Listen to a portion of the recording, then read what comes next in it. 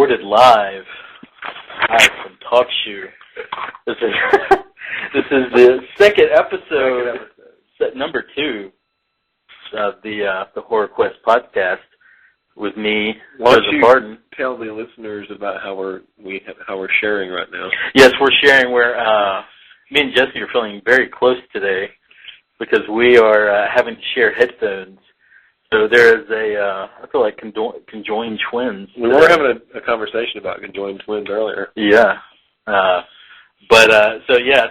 if any moment I, start freaking out, it's because my earbud has fallen out of my ear. And don't do that. He's sitting here waggling on it, trying to poke it out. But anyway, I am Joseph Harden, and I am with the man, the legend, Cash Money. Cash Money Millionaire. Yes. And we're not alone today, Jesse. We're not. Because guess what? What? Today we have a guest. We do? A guest, and it's a lady. Wow. Awesome. An actual girl. Woo. How's that? It's exciting. So we're on with the writer-director, Karen Lam. Hello, Karen. Hello. Hello. I'm sorry, every Hello. time I'm going to say Karen, I'm going to say Karen. Yes, and then I will say, hello. It's sort of like a Vanna White thing. Hello. But anyway, Karen is the director of the movie Stained, which we just watched. We did. You watched for the first time. I rewatched. I think it was my third time watching Stained. Mm-hmm. And but before we do that, I want to give some shout-outs real quick because I actually forgot to do this on the first episode. What did you forget to do? I forgot to actually give out the website for the actual film festival. So we did that whole show, and not once did I ever say what was the name of the website. That's interesting. So if you listen, our numbers from last week were pretty good. That's good. Not, it's not massive numbers. We're not taking the world by storm, but one listener at a time. One listener at a time. Somebody listened to it. Exactly. Actually, quite a few people listened to it. So hopefully they'll listen again. But so I forgot to give out the website last time, so I'll do it this time. It is www.thehorrorquest.com.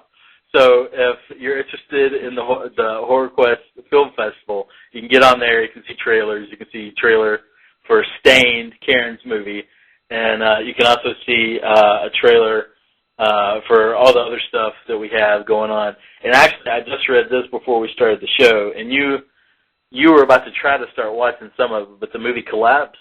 Oh, yeah. I just saw online that it got picked up by Anchor Bay. Oh, that's exciting. So that's a known. Before you're able to see it from Anchor Bay, you'll be able to see it at HorrorQuest. So that'll be pretty awesome. That is awesome. And then also I want to thank real quick this guy named Casey Ryan. And Casey does a show that is also on Talk Shoe called The Cutting Room Floor. And me and him have been in contact, and he does a lot more shows than we do. Oh. He does about probably 3 or 4 a week. Wow. But he has on a lot of cool people. What kind of shows does he do? Talk, what do you talk about? I would say it's definitely it's kind of like what we're going to try to do, where it's like independent filmmakers and artists and stuff like that. But where I think his first started off kind of being about film, it's kind of moved into stuff like comic books and books and music, and so he has all kinds of crazy guests on. He has professional wrestlers and all kinds of cool people on. So he gave us the shout out on his last show, and he's going to be shouting us out every day every show until the film festival. So, and he has a whole lot of followers and stuff like that. So hopefully that'll help bring some people our way as well, because he also gave the show a shout out. So that's definitely a good way to build a fan base. Yeah, and so people definitely like his show, so hopefully they'll like our show too. That is, even though ours is not very professional. And well, hey, you gotta start somewhere. Gotta keep on trying. Gotta keep on pushing. Right. Hopefully anyway. I don't drive your numbers down. So I don't think so. We have a girl, and so you're I think you're saying this. Continue. It's a girl. It's a girl, Jesse. Right. And an Asian girl too. I enjoy the Asian women Well, that's good. You can picture me pigeon-toed and giving a little V sign. Oh, well. That's almost as good as like a schoolgirl, like an Asian schoolgirl playing. What do they do? Like doing some cosplay. Just little bunny ears. Oh, okay. I got you. That's what I look for. I'm in Vancouver, so there's actually quite a few of those. You just walk down the street, and we have a lot of exchange students, and you can see them with their little leg warmers and their pigeon-toed sort of. Now, where actually do you live? Because I thought it was Toronto, but am I wrong? No, I live in Vancouver. Okay, you live in Vancouver. Okay. Yeah. Because when you came on, it said British Columbia, and for some reason I was thinking Toronto, but I know I was right. And the answer is this, because we were talking about this when we were watching Stained. The city at the end of the movie. What city is that? Oh yeah, that was a big question. We actually it's stock footage, but we wanted. Oh, it's stock footage. Yeah, it was basically where did I feel like traveling to, and I really wanted to go to Florence.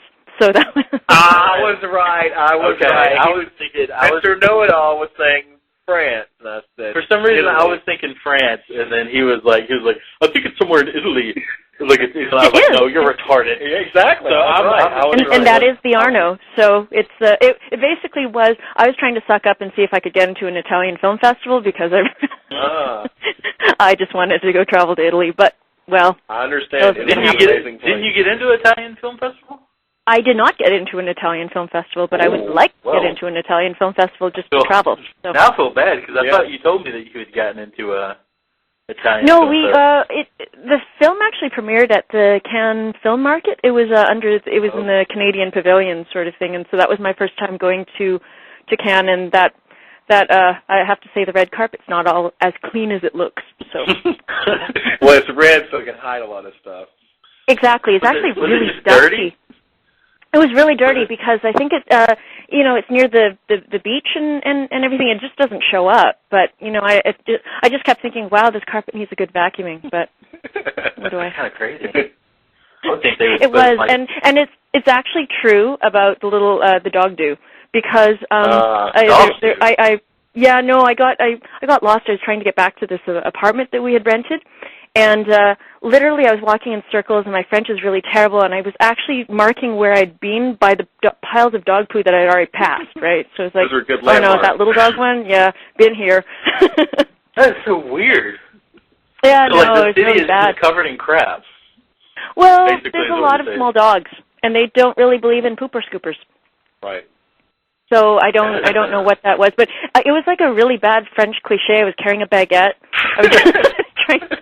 I kept thinking, if accordion music starts, this is going to, it's just going to be a cliche. And I was actually kind of getting lost, and I was in my own private, seemed like a little bit of it was like an Apocalypse Now, but in France. I was lost. Apocalypse Now in France. Yeah, and at some point, I think I just sat down and ate my baguette. I was like, oh crap, I'm really, really, really lost. So. Might as well just enjoy the baguette. Exactly. That is bread, and right? I didn't. Yeah, and you know what? They're not helpful. Like you think that. Oh, it's clear that I don't speak French, so please don't speed up and get faster. Right. They not only don't slow down. Did they think you were American or something? No, they don't really care because my friends who speak French were in Quebec. They didn't really care what nationality she was. Yeah, they just, if you don't speak French, you're not all that. So you're inferior if you're not French. Yeah. Well, that doesn't make me want to go to France at all. They hate everybody, and there's dog shit everywhere. No. For guys, there's very beautiful women. Oh, okay. They're very, they really are beautiful. For women, unfortunately, they're little kind of short guys with big noses, so not nearly as hot as you would think. Right. At least there's baguettes. Exactly. Baguettes and small dogs that I could, carry around. And they've at least improved their smoking laws, so they no longer smoke right in your face. But it's a lovely place. That was traveling the world with Karen Lam.